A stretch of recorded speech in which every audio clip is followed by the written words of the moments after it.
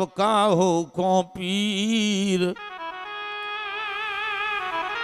तुम्हें पीर सब घरन की सो धन धन रघुवीर।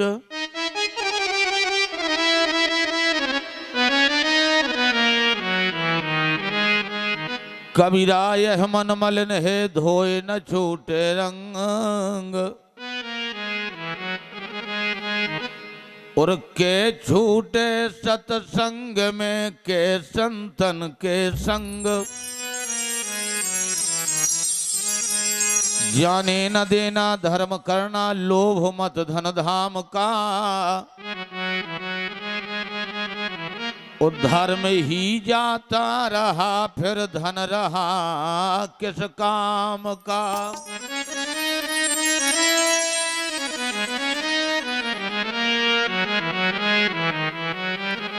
था सरासर सोना भरा उस लंक की दीवार में, और एक रत्ती नहीं मिला रावण को मरती वार में। श्री राधा मेरी स्वामिनी में सी चरणों का दास, जन्म जन्म मोह दीजियो श्री वृंदावन वास।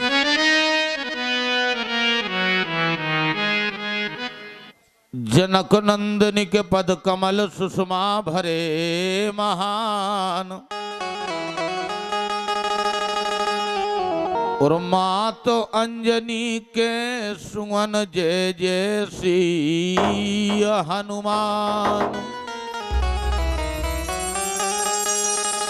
माँ तो अंजनी के सुवन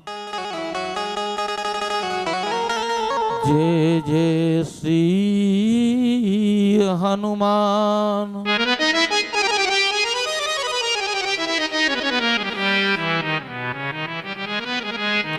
माँ तो अंजनी के सुमन जय जय श्री हनुमान। श्रद्धा विश्वास से बोले श्री हनुमान जी महाराज की। नित्यराम बंदनी प्रातः सुमणि आचार प्रबल संतस चरण आंजने नंदन कली कलश प्रवंजन मारुति नंदन राम कथा सुनबे के रसिया। महाराजा धीराजा श्री हनुमान जी महाराज के पावन कमल रूपी चरणों में सत सत अभिनंदन वंदन करते हुए आज श्रीमद् भागवत महापुराण के माध्यम से चौथे दिन के मंगल में उत्तर सोपान को प्रारंभ किया जाता है। अनंत कोट ब्रह्मांड नायक जगत नियंता जगदाधार अखिल भुवनपति भगवान श्री राघव राघवेंद्र सरकार के दिव्य मंगल में चरण, पूतनाथ भोलेनाथ भगवान शशांक शेखर श्री महादेव जी के दिव्य मंगल में चरण, ब्रह्मदेव भगवान की पावन सुखद भरी गोद में बैठ करके दिव्य छाया में बैठ करके हम और आप भगवान की मधुमयी कथा का आनंद लाभ प्राप्त कर रहे हैं। समस्त श्रद्धालु भक्तगण सीता गार्गी उर्मिला अनसुईया मदारसा के पावन पथ चिन्हों पर चलने वाली माता एवं बहनें, समस्त श्रद्धालु भक्तगण परिषद के रूप में हमारे परम सम्मानीय भैया श्री राजू सिंह जी यादव सापत्नीक विराजमान हैं। आर्गन प्रसाद दे रहे हमारे भैया श्री कुंवर देवेंद्र जी, नाल प्रसाद दे रहे भैया श्री प्रिंस जी, पेट प्रसाद दे रहे हमारे भैया शिवम जी, सहायक व्यास के रूप में भैया श्री सोनकिया जी महाराज, सुंदर भगवान के भजन में लेलीन हमारे ग्राम के समस्त ब्राह्मण देवता विप्रचरण आए। मंच की परंपरा के अंतर्गत 2 बार पहले भगवत नाम संकीर्तन करें और चलेंगे भगवान की दिव्य कथा की ओर। तब तक हस्ती को त्याग करके मस्ती के साथ सब लोग बड़े भाव के साथ में भगवान के नाम का कीर्तन करें।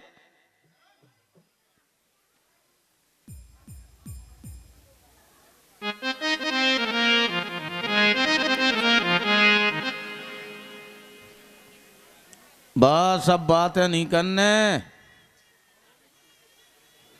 हरिओम। बस बस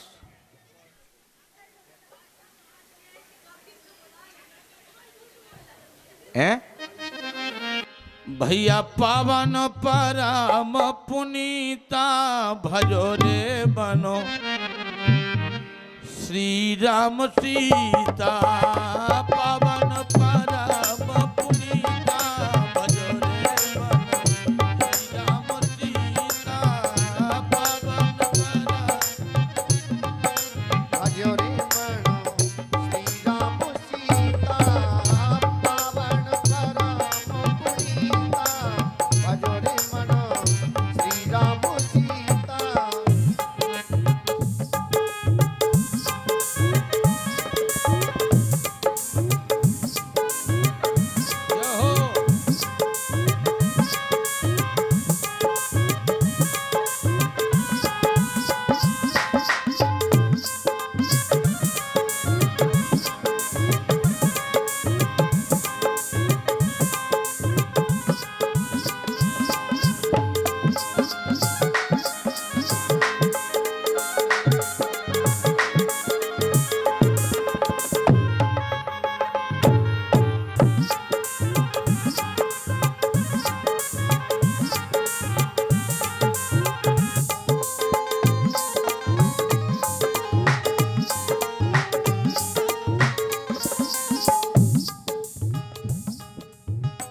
चित्रकूट की मेहमान यारी।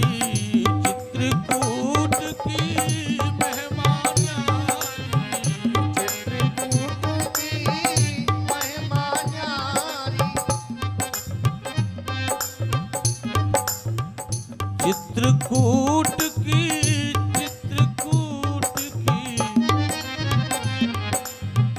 चित्रकूट की हाँ चित्रकूट की हाँ चित्रकूट की चित्रकूट की मेहमान यारी। चित्रकूट की मेहमान यारी।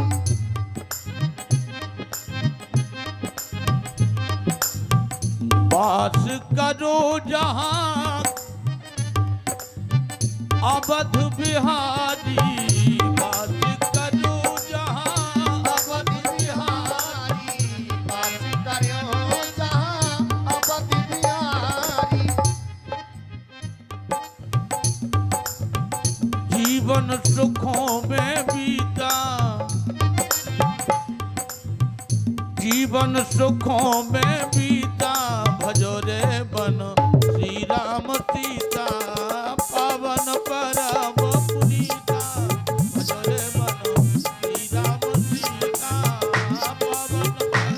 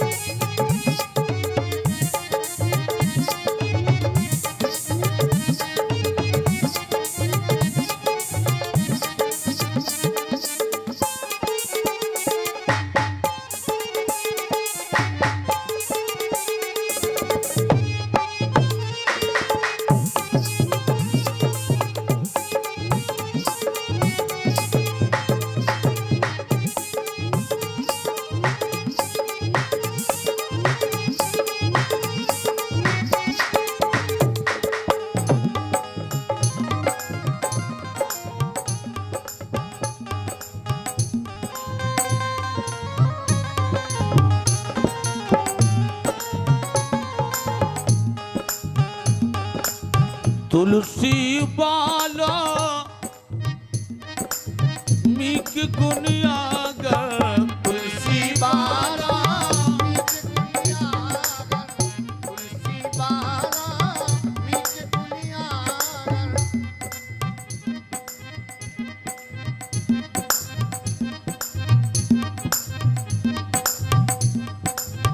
तुलसी बाला मीक गुनियागर। तुलसी बाला मीक मीच दुनियागर। तुलसी बाला मीच अरे राम नाम से भर लई गागर, राम नाम से भर लई गागर, राम नाम से भर लई गागर। भर ले घट तू जीता भजो रे मन, श्री राम सीता पावन परम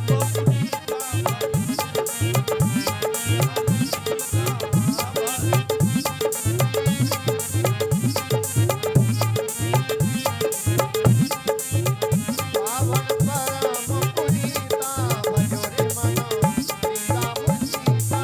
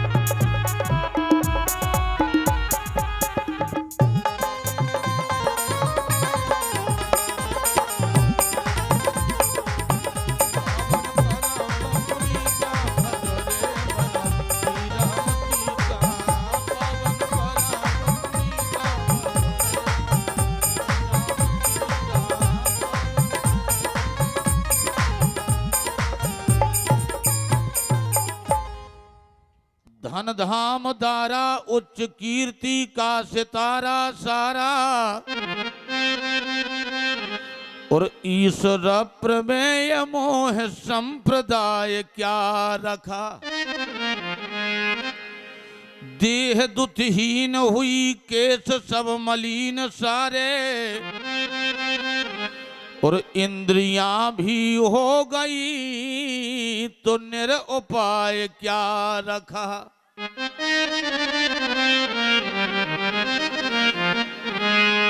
हम छोड़ देंगे समस्त सारे वैभव को, और हमें छोड़ देगा सारा संप्रदाय क्या रखा।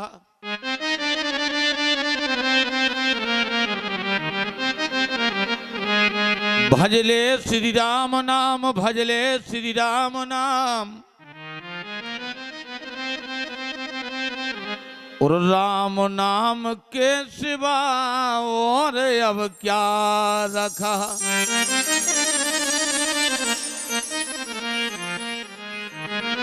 बोले श्री वृंदावन बिहारी लाल की।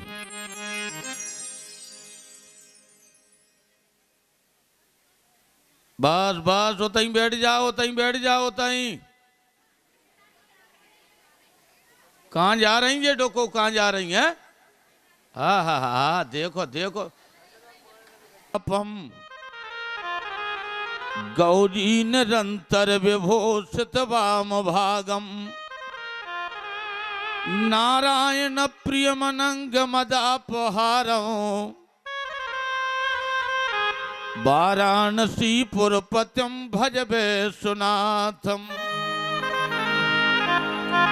आज गंगा मैया के पावन सुरंग तट पर विराजमान हुए पांडु वंशोत्तंस राजा परीक्षित ने ज्ञान की मूर्ति, कथाओं के भंडार महामुनि श्री सुखदेव जी महाराज के पावन चरणों में पावन पुनीत प्रश्न किया। हे महाप्रभु, हमने आपके मुखारबिंद से अनेक अनेक कथाओं को श्रवण किया है। हमें जानना चाहते हैं कि भगवान इस धरती पर क्यों आते हैं। तो देखो, भगवान के आने का हमने सुबह में भी बताया था कि कभी एक कारण नहीं होता है। गोस्वामी जी महाराज वर्णन करते हैं,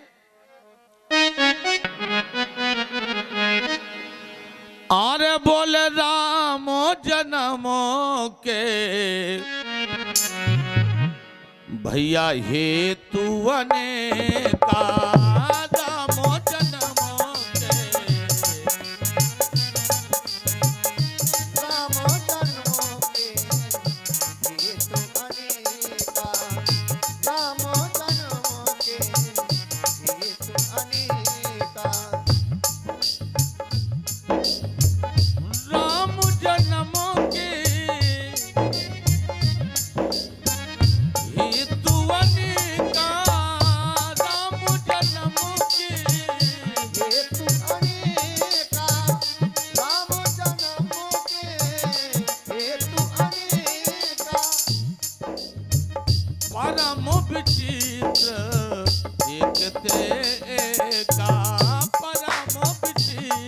एक तेरा।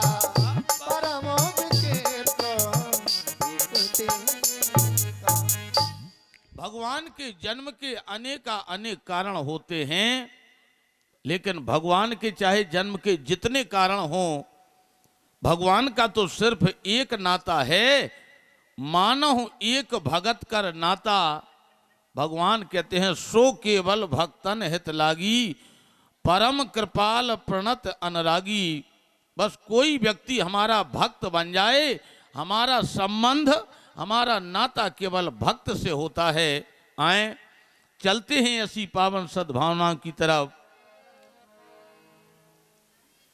आज भगवान विष्णु ने 12 रूप धारण किया। वो हिरण्याक्ष का वध जब कर दिया,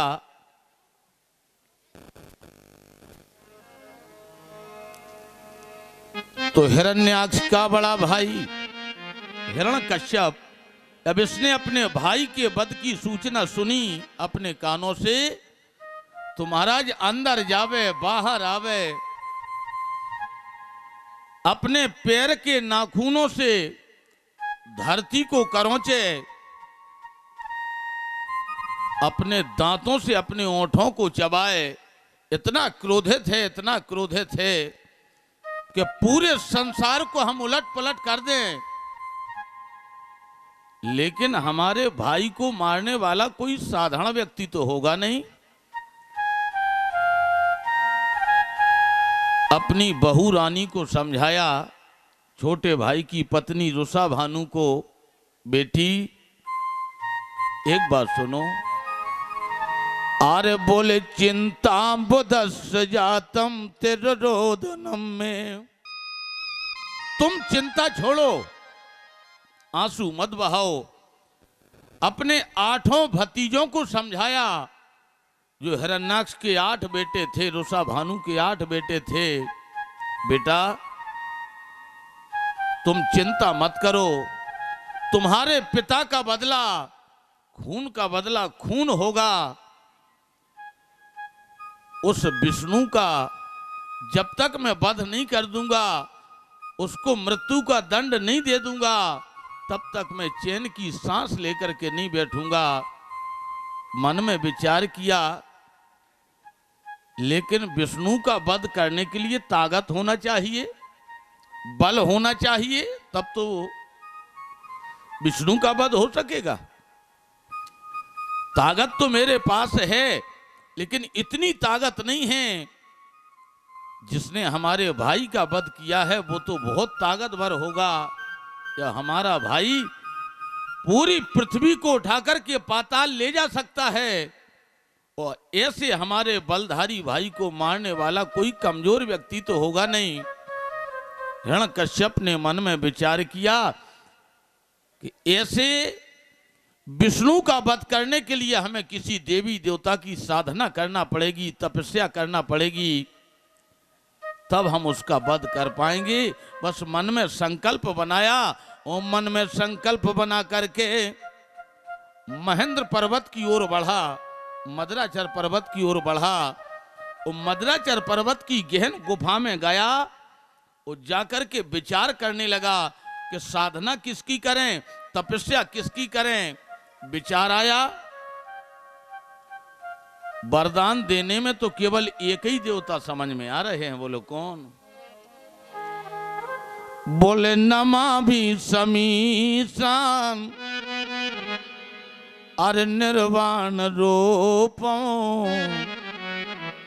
विभुम व्यापकम ब्रह्मो वेदस्य रूपम नमामि समीशान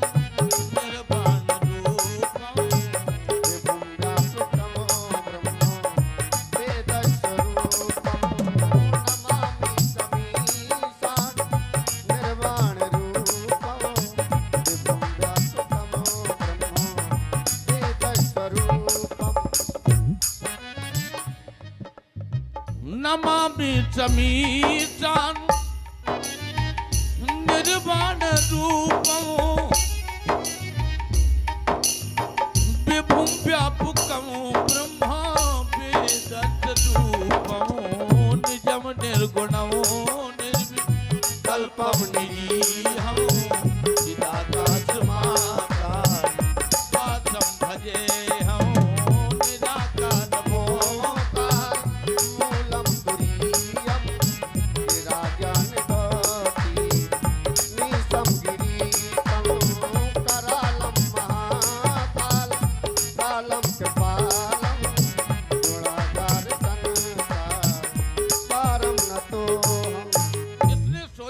भगवान शंकर जी की तपस्या करें और शंकर जी हमें मनचाहा वरदान दे देंगे, लेकिन विचार आया नहीं। जितने लोग हुए सबने शंकर जी की तो तपस्या की, उनकी साधना नहीं करेंगे, तो फिर विष्णु की आराधना करें। मन में विचार आया विष्णु हमारा शत्रु है, उसकी आराधना नहीं करेंगे, किसी देवी की आराधना करें। अरे देवी की क्या आराधना करना है, देवी की आराधना नहीं करेंगे। विचार किया फिर किसको सुमरे, किसकी आराधना करें। मन में आया हाँ एक देवता ऐसे हैं जिनकी आराधना करने पर वो हमें मनचाहा वरदान दे देंगे। कौन? ब्रह्मा। अब ब्रह्मा ही को इसने क्यों सोचा, जबकि ब्रह्मा की तो कोई पूजा कर ही नहीं रहा है, ना ब्रह्मा जी का कहीं मंदिर है, ना ब्रह्मा जी की पूजा कोई कर रहा है।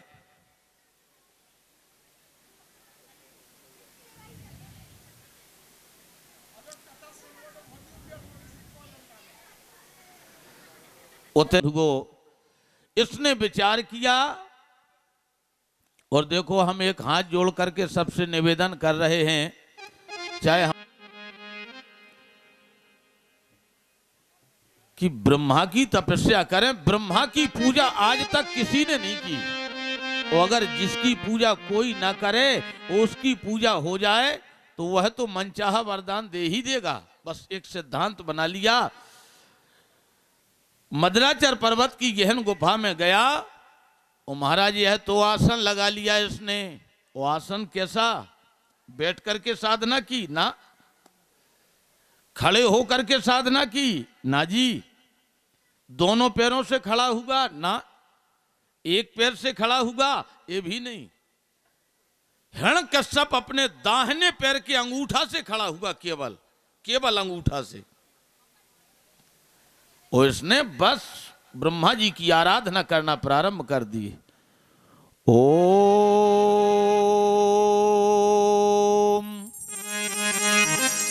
ब्रह्मणे नमः, ओम ब्रह्मणे नमः, ओम ब्रह्मणे नमः। कुछ दिन तक तो इसने फल फूलों का सेवन किया, जल पिया, लेकिन इसके उपरांत इसने इतनी घोर साधना की, इतनी घोर तपस्या की, ना ये जल पी रहा है, ना ये अन्न खा रहा है, ना जलपान कर रहा है, ना फल फूल खा रहा है।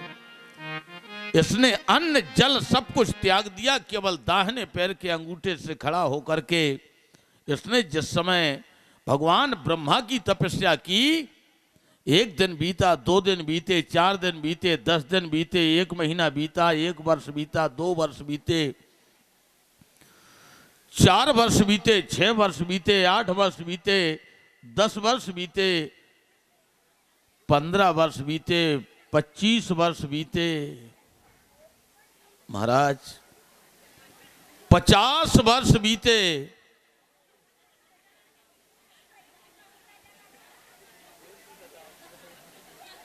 देखो देखो,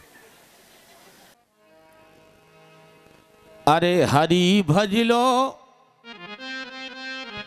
हरि भज लो, हरि भजने का मौका है।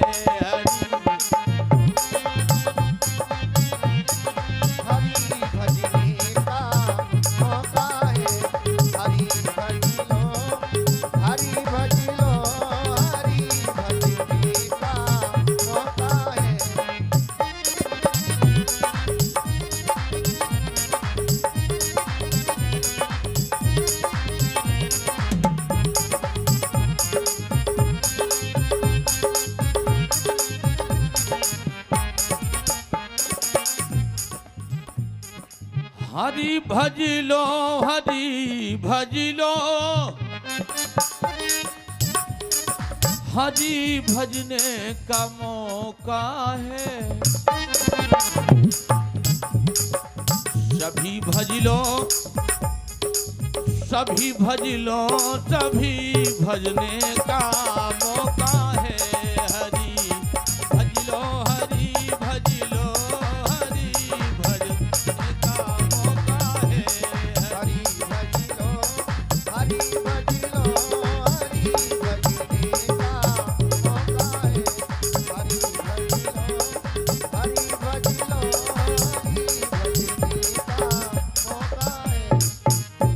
बोले श्री वृंदावन बिहारी लाल की जय हो। इसने तपस्या प्रारंभ की। 25 साल बीते, 30 साल बीते, 35 साल बीते, 40 साल बीते, 50 साल बीते, 70 साल बीते। इतनी घोर आराधना की। 80 साल बीते, 90 साल बीते। अब आप लोग सोच रहे होंगे महाराज, संसार के झूठा मर गए, तुम्हें मौत नहीं आई। 90 साल तक तपस्या करता रहा, इसकी उम्र कितनी थी? तो देखो, अलग अलग युगों में अलग अलग उम्रें थीं। सतयुग के हर प्राणी की उम्र 1 लाख वर्ष की होती थी, हर व्यक्ति की उम्र 1 लाख। त्रेता के हर व्यक्ति की उम्र 10,000 वर्ष की होती थी। द्वापर के हर व्यक्ति की उम्र 1,000 वर्ष की होती थी। और कलयुग के हर व्यक्ति की उम्र 100 वर्ष की है।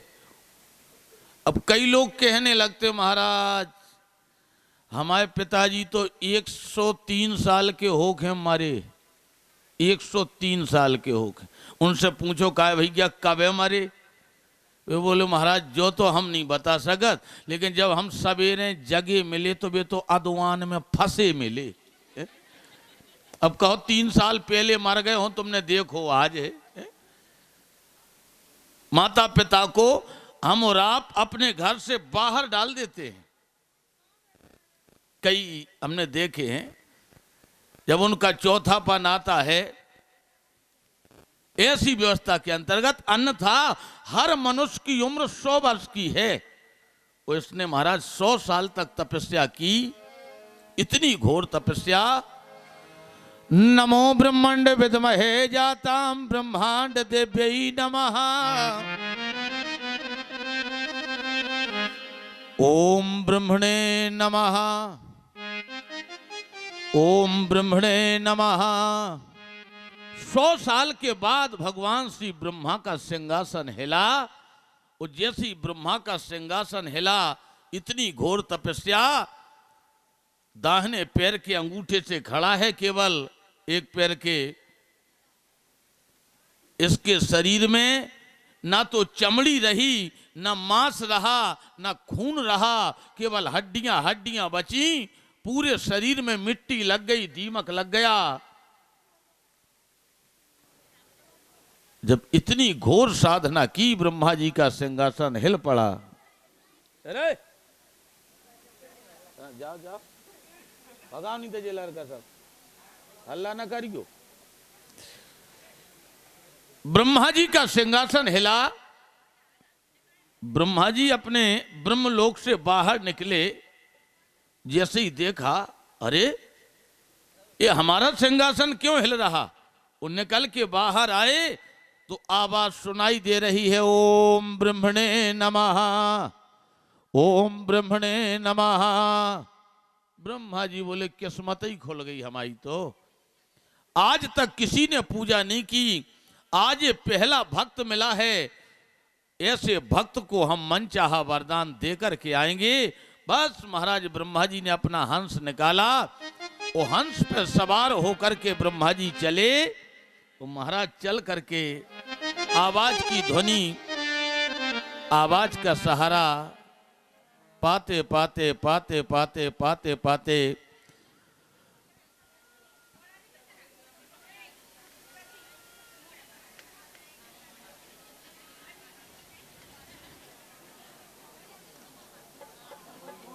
हो गई बात तो कथा। कौन? ब्रह्मा जी आवाज सुनते सुनते, ध्वनि सुनते सुनते, जैसे ही महाराज महेंद्र पर्वत की गहन गुफा में जाकर के पहुंचे, तो बस केवल आवाज आ रही है। मिट्टी चारों तरफ से लगी हुई, कंकाल तंत्र सा दिखाई दे रहा है। ओम ब्रह्मणे नमः, ओम ब्रह्मणे नमः, ओम ब्रह्मणे नमः। ब्रह्मा जी ने कहा, धन्य हो, धन्य हो। सृष्टि की रचना करने वाले ब्रह्मा ने जब अपनी कर कृपा की, सृष्टि को बनाने वाले महाराज हिरण्यकश्यप का शरीर पहले से अधिक सुंदर बनकर के तैयार हो गया। और जब हिरण्यकश्यप का शरीर पहले से अधिक अच्छा हो गया, ब्रह्मा ने आवाज लगाई, वरम ब्रूहीम वरम ब्रूहीम वरम ब्रूहीम स्तथात्मनः, वरदान मांगो वरदान मांगो वरदान मांगो, क्या चाहते हो।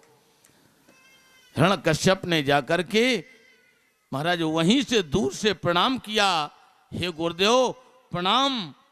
ब्रह्मा जी ने कहा, बेटा खुश रहो, परम प्रसन्न रहो, मांगो क्या चाहते हो। हिरण्यकश्यप ने कहा, गुरुजी पहले तो एक बात बताओ, तुम हमसे प्रसन्न हो के नहीं हो, हमारी साधना से हमारी तपस्या से प्रसन्न हो के नहीं। ब्रह्मा जी ने कहा, प्रसन्न नहीं।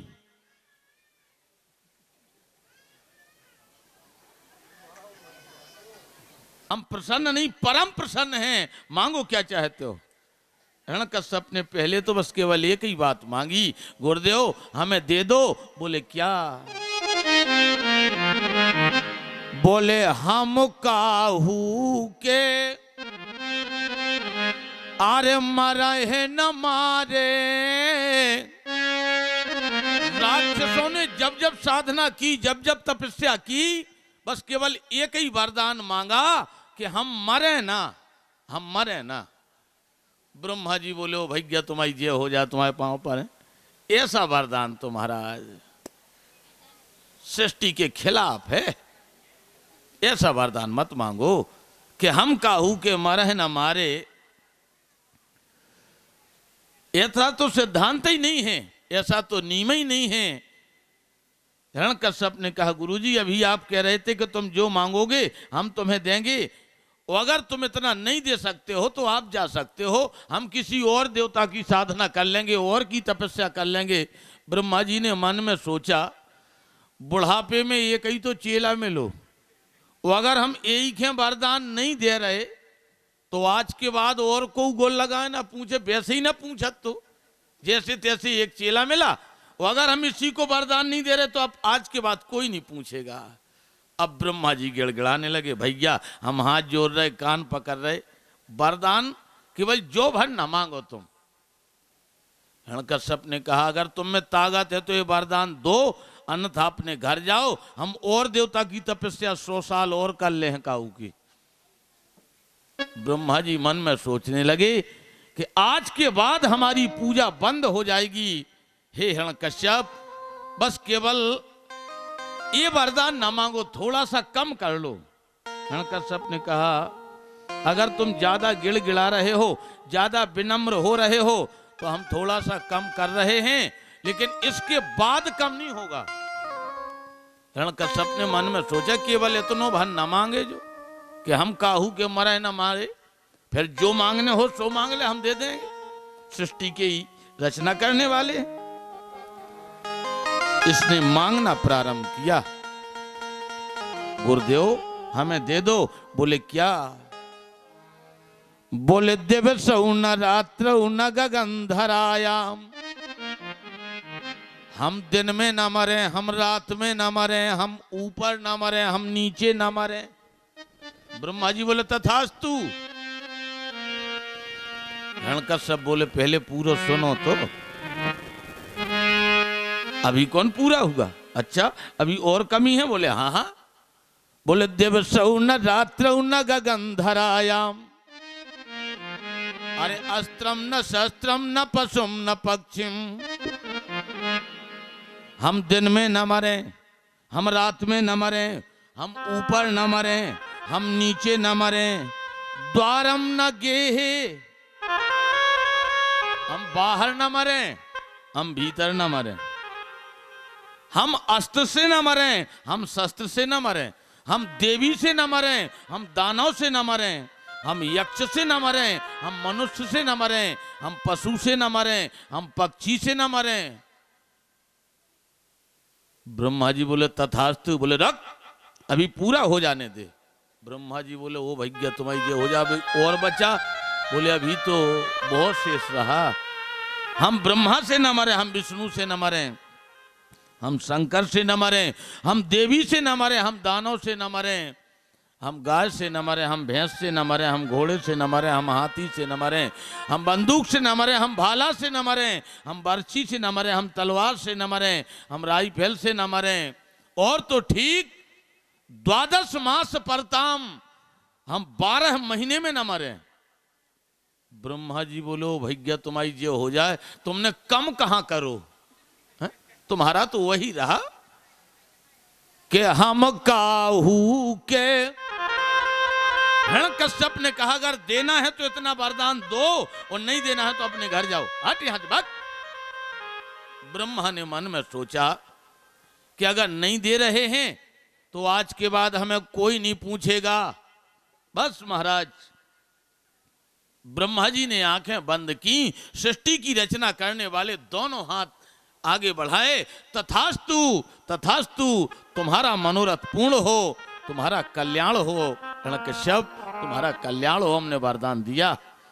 बस इसने ब्रह्मा जी को एक बार प्रणाम किया, केवल एक बार। वो एक बार प्रणाम करके ब्रह्मा जी जैसे ही चलने लगे, 10 कदम चले, केवल 10 कदम, हिरण्यकश्यप ने एक छलांग मारी और जा करके महाराज ब्रह्मा जी की सीधी डांडी पकड़ी, नीचे उतर, नीचे उतर। ब्रह्मा जी बोलो भैया तुम्हारी जो हो जा, अब का बात है। महाराज इसने ताल ठोकी, बोले वरदान की परीक्षा, अब नीचे उतर, हंस से उतर। पहले 2-2 चोटें तुम्हीं से, एक कुश्ती तुम्हीं से हो गए पहले, वो अगर तुम हार रहे तो समझ लो हमारा वरदान सत्य है, और नहीं हार रहे तो हमारा वरदान असत्य है। ब्रह्मा जी ने मन में विचार किया, वो तो हत्यारे को मौत ले जाए, ऐसा चेला जो गुरुगोई के सामने ताल ठोकने लगे, काय को चेला।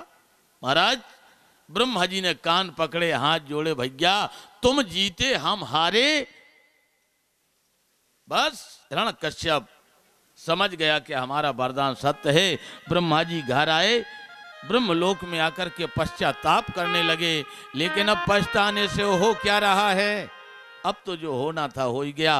हिरण्यकश्यप वरदान पा करके जब अपने घर सोनकपुर आया, और सोनकपुर में आकर के इसने अपने साथ में राक्षसों का दलबल तैयार किया, और राक्षसों की कमी तो संसार में है नहीं, चाहे आप जहां चले जा, धमना में शायद ना होंगे, क्योंकि यहां जब रात्रि में कथा में इतनी भीड़ भाड़ हो सकती है, तो ते राक्षसन की तो व्यवस्था हो गई ना, ना हमारी पार्टी में हो गए ना तुम्हारी पार्टी में राक्षसी होंगे। वो अगर होंगे भी तो जो घरे होंगे वे राक्षस होंगे हो सकत, जो कथा सुन रहे होंगे वे काहे के राक्षस होंगे, वे तो देवता होंगे, धर्मात्मा लोग होंगे। अब ज्यादा तो हम नहीं कहते हैं, लेकिन आधे से ज्यादा राक्षस अब हमारी पार्टी में बैठे होंगे, कम से कम 80% में। हमारी पार्टी में 80% में, और 90% में राक्षसी तुम्हारे में घुसी होंगे, 90 में। बताओ राक्षस कहते किसे हैं? राक्षस जो 10-15 दिन ना सपरे उन्हीं के राक्षस कहो जात है? जैसे ज्यादा ठंड परन लगे और 10-15 दिन ना सपरे, उन्हीं को तो राक्षस कहा जाता है। लोग बाग कहने लगते कितने दिन से स्नान नहीं किया, और तुम कह दो कि 10 दिन से स्नान नहीं किया, यार बोले बड़े राक्षस हो तुम, है? कैसे आदमी हो 10 दिन से स्नान नहीं किया? ये राक्षस के लक्षण नहीं है। स्नान करने से राक्षस नहीं होता है। तो बड़े बड़े बाल रखा लिए जाएं, उन्हें राक्षस कहा जाएगा ना?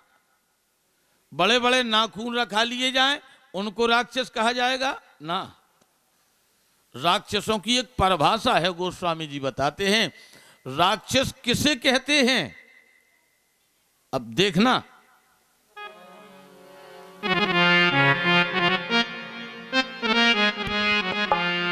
अरे मां नहीं बात, मां नहीं बात, पिता नहीं देवा, मां नहीं बात, पिता नहीं देवा,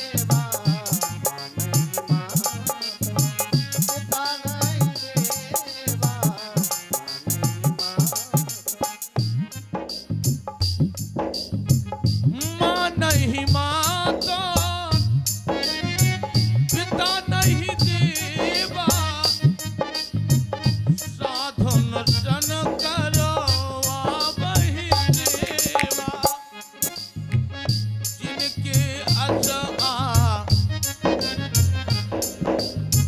जिनके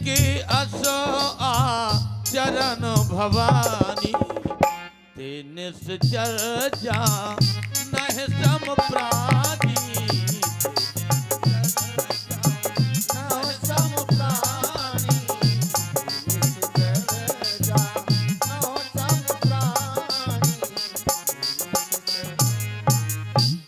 मान है मात पिता नहीं देवा साधुन सन करवाव है सेवा जिनके अस आचरण भवानी ते निश्चर जो अपने माँ की बात ना माने, जो अपने पिता की बात ना माने, जो साधु संतों की डांडी पकड़ के हिला दे, ब्राह्मणों को देख करके कुत्ता होलकार देवे, वेद पुराण शास्त्रों की खंडना करे, बताओ उन्हें क्या कहा जाएगा?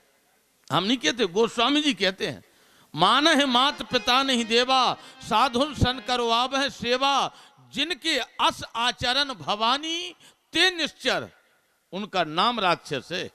अब बताओ कितने लड़का ऐसे होंगे जो वर्तमान पोजीशन में अपने महताई बाप से ताल ठोकर सवेरे से शाम तक वजन में हम कादवे भले 27 किलो के हों, 27 किलो के गिनती के 27 किलो मताई बाप के सामने ऐसे छाती तानत वे भाषणबाजी करते हैं, जो हमसे टकराएगा चूर चूर हो जाएगा, दद्दा भी टकराएंगे, धरती में घुस जाएंगे, मम्मी भी टकराएंगी, मिट्टी में मिल जाएंगी,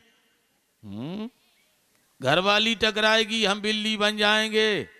हाँ, मताई बाप से तो ऐसी बातें करें, बहुत होंगे यहाँ, बहुत।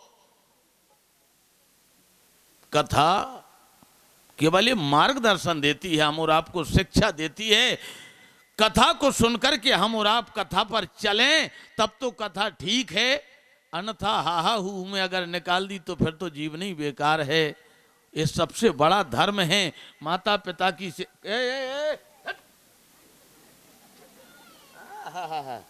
बैठा भगवान की। ऐसी स्थिति में हिरण्यकश्यप ने अपने साथ में राक्षसों का दलबल तैयार किया। हमारा जहां जाए कोई संत दिखा जाए डांडी नोच लें, कोई कथावाचक पंडित दिखा जाए मूड़ काट डालें, कोई धर्मात्मा गांव दिखाई दे जाए, महाराज पूरे गांव को अंदर बंद करके गांव के बाहर से आग लगा देवे। इतना आतंक, इतना आतंक, इतना अत्याचार।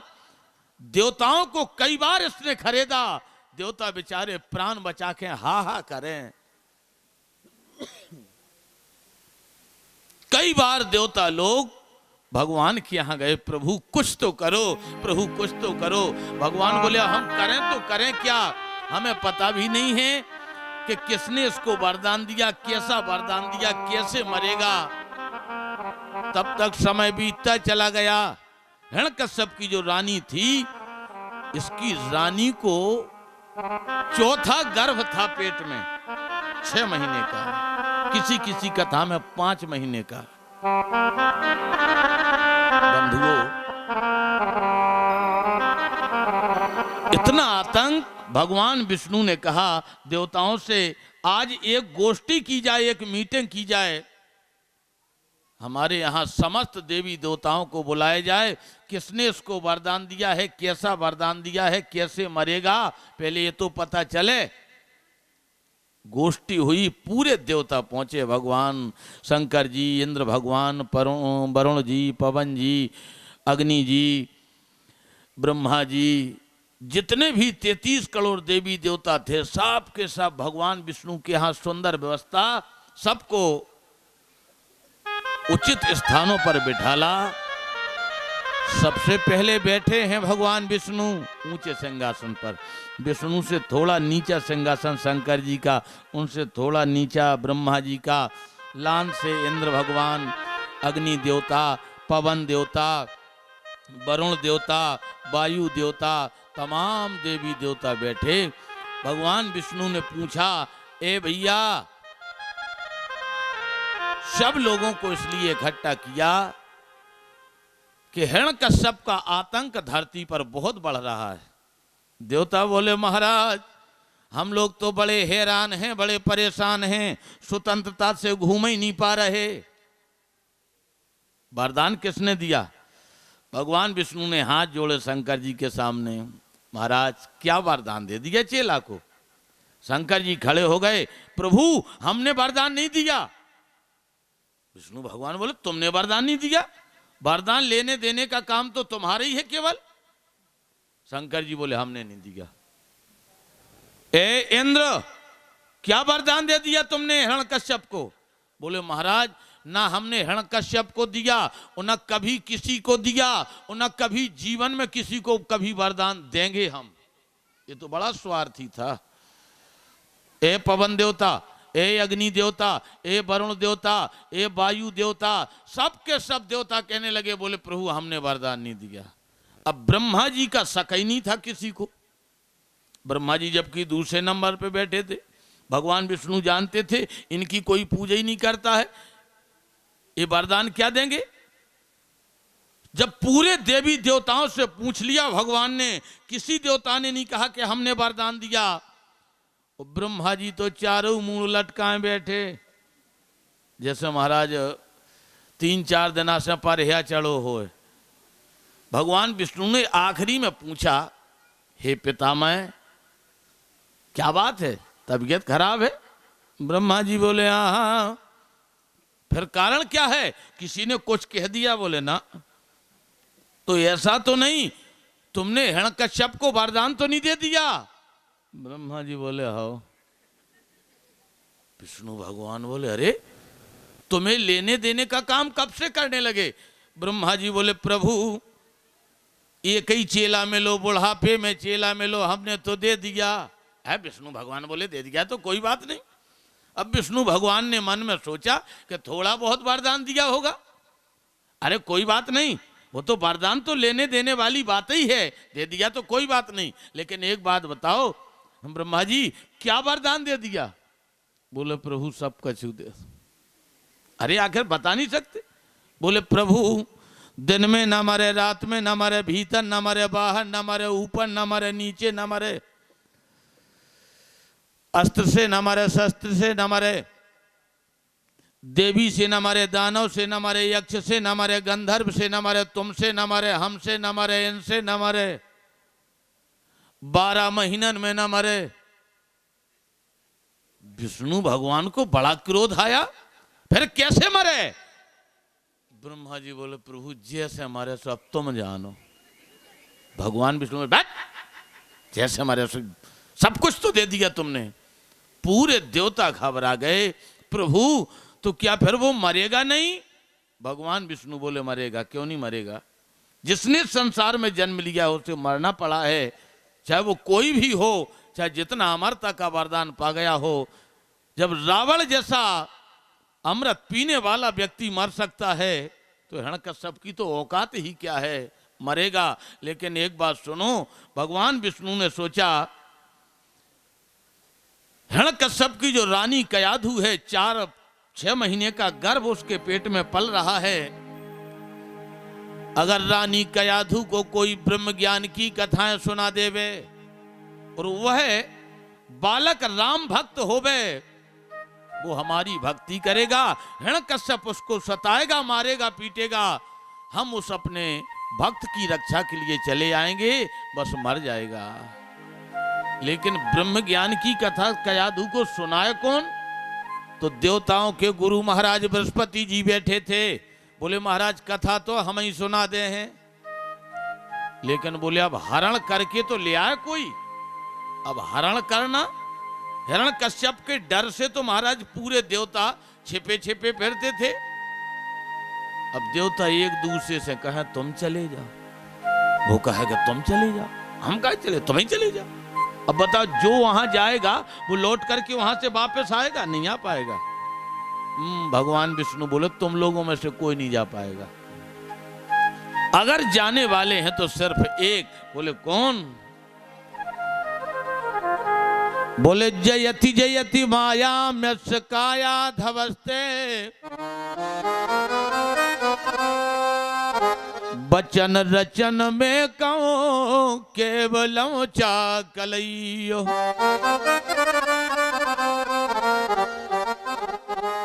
ध्रुव पद्म पियातो यत कृपातो ध्रुवोयं सकल कुशल पात्र ब्रह्मपुत्रम नतोस्मि। केवल ब्रह्मा के बेटा नारद जी जा सकते हैं, अन्यत्र दूसरा कोई नहीं जा सकता है। महाराज ऐसी स्थिति में देवता बोले तो नारद जी को देखो आज की सभा में है कि नहीं? नारद जी उस सभा में थे नहीं। कछु देवता तो और ज्यादा बोलने लगे, बोले प्रभु हमें तो ऐसा लगता है कि नारद जी तो हिरण्यकश्यप की चपेट में बिध गए। सो भगवान विष्णु बोले नारद जी की इच्छा मृत्यु है, वो जब चाहेंगे तब मरेंगे। और नारद जी थे योगी। नारद जी ने जब हिरण्यकश्यप का आतंक अत्याचार देखा, इनने मन में विचार किया कि हम 2 घड़ी से ज्यादा कहीं रुकते नहीं हैं, और किसी दिन अगर बिध गए हिरण्यकश्यप के सैनिक सिपाहियों के चक्कर में तो बेमौत मारे जाएंगे। सो नारद जी गए एक तालाब में, एक सरोवर में। महाराज नीचे के मूड़, ऊपर के पांव, बस महाराज वही गिलारे में गपालो मूड़, नेक नेक उंगलियां दिखा रही केवल जल के ऊपर थोड़ी थोड़ी। और योगी थे, योग साधना में बने रहे 4-6 महीना। भगवान विष्णु बोले देवताओं अगर तुम लोग अपना अपना काम बनाना चाहते हो तो नारद जी को ढूंढो, काम बन जाएगा। 10-10 देवताओं की 4 टोली बनाई, एक टोली पूरब, एक टोली पश्चिम, एक टोली उत्तर, एक टोली दक्षिण। 10-10 देवता नारद जी को ढूंढ रहे। कहीं पर नारद जी का पता जब नहीं मिला, पूरे देवता समझ गए कि निश्चित नारद जी तो मर गए। अगर होते तो इतने ढूंढने पर मिल जाते, लेकिन अगर नहीं मिले हैं तो समझ लो निश्चित मृत्यु को प्राप्त हो गए। भगवान की ऐसी कृपा, वही देवता लौट करके उदास मन से वापस चले आ रहे थे। उसी सरोवर के तालाब के किनारे से निकले तो 20 सरोवर में नारद जी के पैरों की उंगलियां दिखाए, 2-2 आंगुर। देवता बोले क्यों रे, ये 20 सरोवर में कुछ दिखाई दे रहा है? देवता बोले लकड़ी अकड़ी कूड़ा कचड़ा पड़ा होगा। बोले नहीं, कूड़ा कचड़ा होता तो स्थायी नहीं होना चाहिए, तो बिल्कुल स्थायी है। देवता बोले चलो चल करके देखते हैं। और जैसे ही चल करके देखा तो महाराज धीरे से नोंगैया पकड़ी, नोंगैया पकड़ के पांव पकड़ो। नारद जी तो घबरा गए, खा लो राक्षसन का, हत्यारण्य तक भी नहीं छोड़ो। नारद जी को निकाल करके सीधा किया। देवताओं ने नारद जी को देखा, नारद जी ने देवताओं को देखा, एक दूसरे को प्रणाम किया। अरे नारद जी बोले वो कहाँ गए? वो हिरण्यकश्यप वो कहाँ गया? देवता बोले उसी की व्यवस्था में हम लोग भ्रमण कर रहे, भगवान विष्णु ने बुलाया है तुम्हें। नारद जी बोले आराम से जाओ हमारे, नहा धो करके। नारद जी ने स्नान किया, कपड़े पहने, बीणा उठाई, नारायण नारायण कहते हुए भगवान विष्णु के दरबार में पहुंचे। और जैसे ही नारद जी पहुंचे हैं, जितने देवता बैठे थे सब देवता एकदम से खड़े हो गए। नारद जी ने देखो जो जलवा। हम कई बार देवता की मीटिंग में आए, जे नहाने पतरे देवता नहीं ठाणे भाई, आज तो बड़े बड़े मुचंडा ठाणे हो रहे हैं। कारण क्या है? सब खड़े हो गए। नारद जी बोले बैठो सब। पूरे देवता जहां के तहां बैठ गए।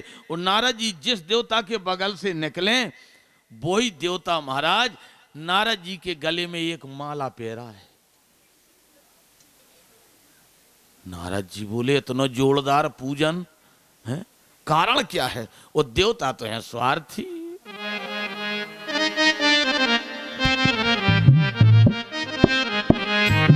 आर्य स्वर नर मुनि की भैया यह सब रीति, सुर नर मुनि यह सब रीति, सुर नर मुनि की सब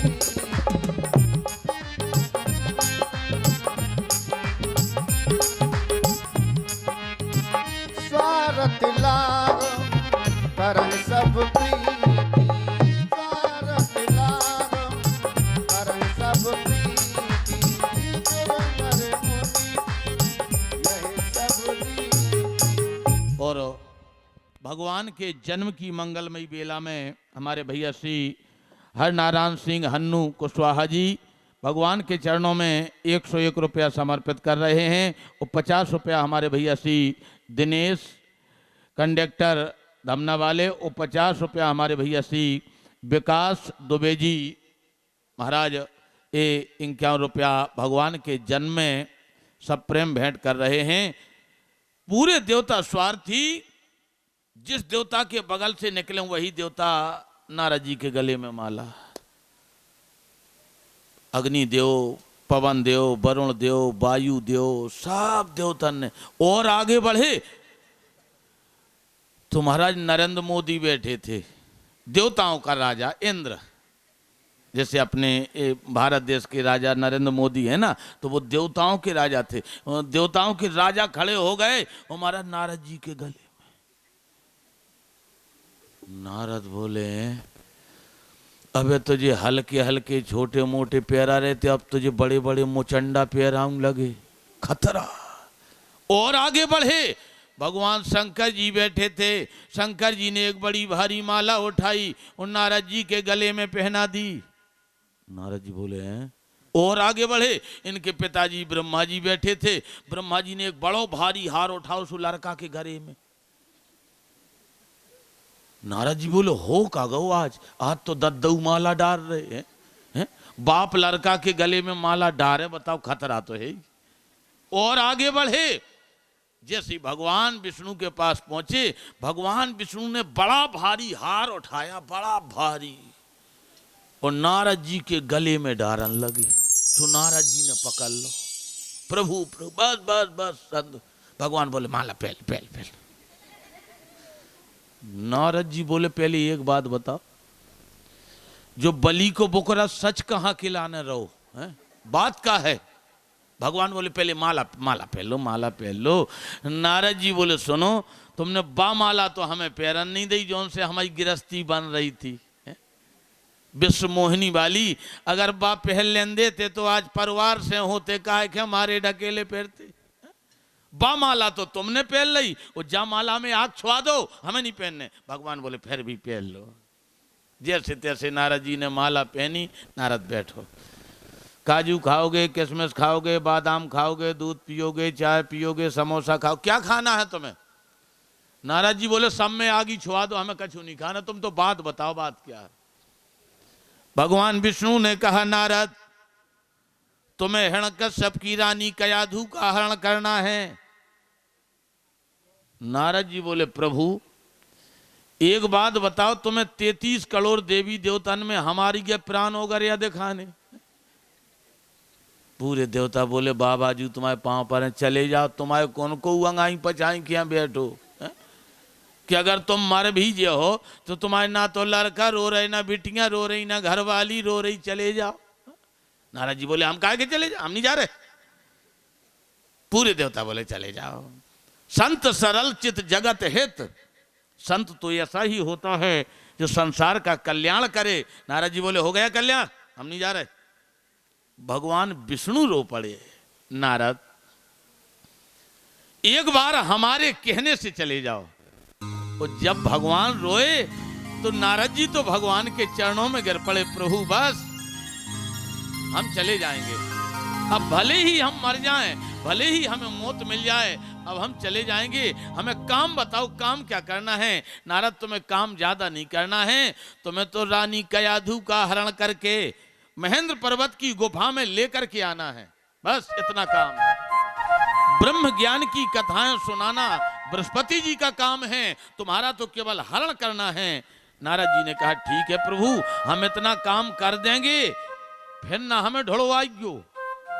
भगवान बोले कब तक? बोले जब तक वो हत्यारों मार ना जाए तब तक। भगवान बोले नहीं ढुलवाएंगे। बस नारद जी ने महाराज अपने पीले कपड़े उतारे और पीले कपड़े उतार करके एक करिया ड्रेस बनवाई और महाराज चंदन की जगह माथे में खरिया लगाई और काले रंग से लिखा अपने माथे पर, महाराजा धीराजा सोनकपुर सम्राट महाराज हिरण्यकश्यप की जय हो। हाथ में लिखा महाराजा धीराजा हिरण्यकश्यप की जय हो, सोनकपुर सम्राट की जय हो। छाती में लिखा, बीणा में लिखा चारों तरफ। और नारद जी ने भगवान के चरण छुए और जैसे ही चले और सोनकपुर में आए, हिरण्यकश्यप के सैनिक सिपाहियों ने देखा, ए देवताओं का सीआईडी नारद, मार डालो इसको जान से।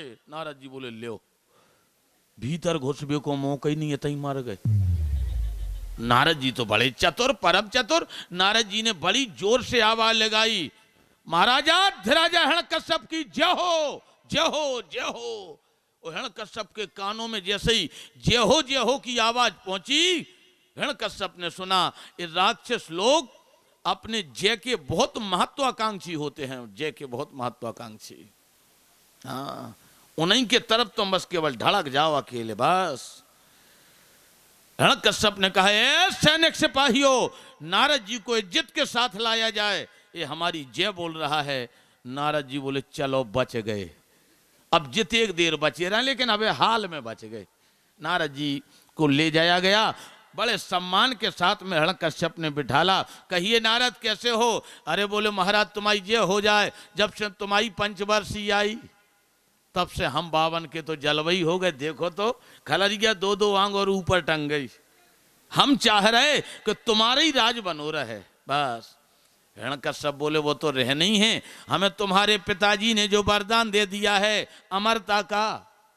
नारद जी बोले बस यही के मारे तो हम हैरान हैं अपने पिताजी से। सुनो, वे तुम्हारे गुरु तो आए बाद में, वे हमारे बाप आए पहले।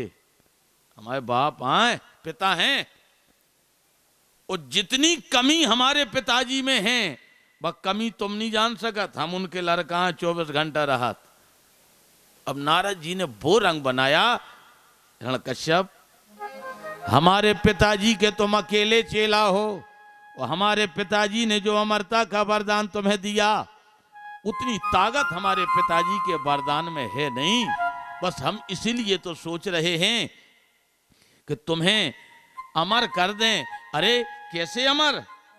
सुनो, संसार के लोग वेद पुराण कहते हैं, अरे रावर जो अनुशासन पावो, दल पातालपुर में जा करके, अरे बोले शीश कुमार गिरावो, रावर जो अनुशासन पावो। सुनो, हम चाहते हैं कि पातालपुरी जाएं, हम तुम दोनों, और जहां शेषनाग जी बैठते हैं, शेषनाग के नीचे अमृत का कुंड है, तुम शेषनाग जी को उठा करके अलग पटक देना, तुम में ताकत है। उनके नीचे जो अमृत का कुंड है वहां से 1-2 खोबा अमृत पी लेना, बस अमर हो जाओगे, फिर तुम्हें कोई मार नहीं पाएगा। हिरण्यकश्यप को इतनी अच्छी बात लगी। नारद, सेनापति सिपाही लेवा लें। नारद जी ने सोचा अगर सेनापति सिपाही जाएंगे तो काम बिगड़ जाएगा। सुनो महाराज, अगर तुम सेनापति सिपाही ले गए और 2-3 खोबा अमृत तुमने पियो और 1-8 खोबा अमृत अगर उनने पी लिया तो वे भी अमर हो जाए, वे भी ताल ठोकन लगे, फिर भी डरा है ना तुमसे। इसलिए किसी को मत ले जाओ, अकेले चलना है, अकेले तुम और हम दोनों। और हमें पीना नहीं है अमृत, और तुम अमर सो, हम तो वैसे ही अमर हैं। बस हिरण्यकश्यप को लेकर के नारद जी पातालपुरी की ओर प्रस्थान करे हैं। तो जैसे ही उत्तराखंड की पावन वनस्थली में पहुंचे, नारद जी ने हिरण्यकश्यप का हाथ पकड़ा, महाराज यहाँ धरती में चरण की ठोकर लगाओ। हिरण्यकश्यप ने धरती में चरण की ठोकर मारी, धरती विदीर्ण हुई, और दोनों हिरण्यकश्यप और नारद जी जाकर के पातालपुरी पहुंच गए, जहां शेषनाग भगवान बैठे हैं। आगे आगे हिरण्यकश्यप, पीछे पीछे नारद जी। जैसे बिल्कुल शेषनाग के नजदीक पहुंचे, वो शेषनाग जी नीचे को सर किए। नारद जी ने सोचा ये तो देख ही नहीं रहे। आवाज लगाई नारद जी ने, अब ऐसा कह रहे तो अगर ऐसा ना हो देख ले समझ जा। नारद जी ने बाहर ही से प्रार्थना प्रारंभ कर दी। नारद जी शेषनाग जी अरे बोले शेष सहस्त्र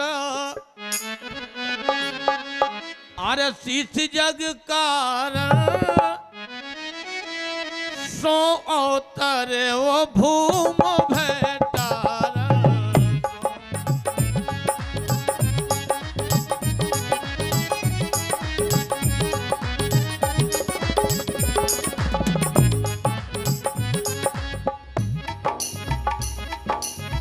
शेष सहस्त्र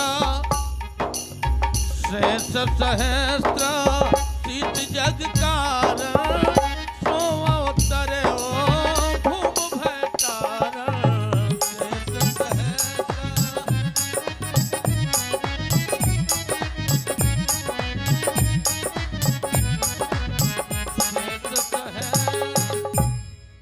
महाराज प्रार्थना की, शेषनाग भगवान जी ने देखा, क्या बात है नारद? नारद जी बोलो महाराज बस इसको पकड़ लेना है, पकड़ लेना। जैसे ही नजदीक पहुंचा हिरण्यकश्यप, कहिए नारद क्या करना है? नारद जी ने कहा शेषनाग जी, हे महाराज हिरण्यकश्यप, ये बैठे हैं शेषनाग, इनको उठा करके पटक दो। वो नीचे अमृत का कुंड है, बस एक दो खोबा अमृत पियो, बस चलो चले।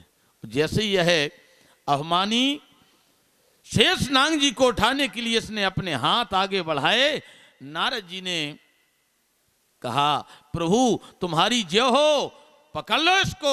शेषनाग ने अपने महाराज पूंछ के पूरे गोर्रा खोले और महाराज अंटा दिया, इसको लपेड़ करके पकड़ लो।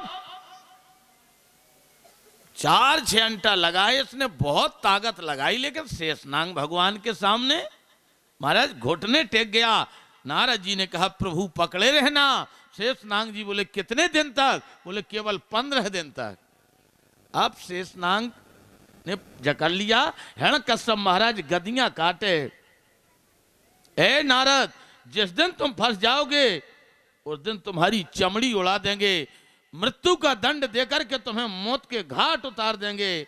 आज धर्म प्रिय बंधुओं, ऐसी स्थिति में नारद जी निकल करके बाहर आए हैं और बाहर आकर के नारद जी ने बोले श्री वृंदावन बिहारी लाल की